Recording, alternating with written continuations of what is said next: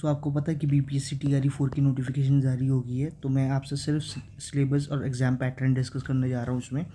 तो प्रीलिम्स का जो एग्ज़ाम पैटर्न है वो उसमें क्या है कि जनरल स्टडीज़ को ऐड किया, मतलब अब तो एग्ज़ाम होगा प्री में प्लस मेंस, तो 2 एग्जामिनेशन होंगे। पहले सिर्फ मेंस होता था, अब प्री भी हो जाएगा।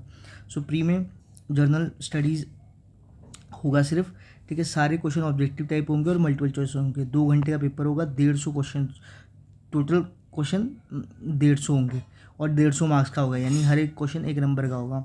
1/3 इसमें नेगेटिव मार्किंग होगी और 5 ऑप्शन होंगे आपके पास, A B C D E.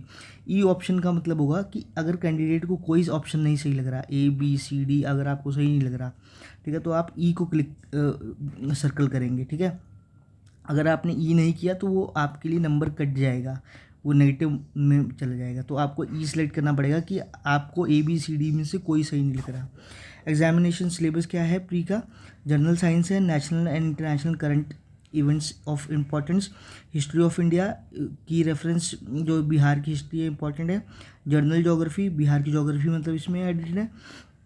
Major geographical divisions of Bihar and its important rivers, Indian polity, state system and economic system, major changes in Bihar economy since independence, Indian national movement and Bihar का contribution क्या है, और question of testing general and mental ability, इसमें मतलब थोड़ी सी maths और reasoning वगैरह हो सकती है।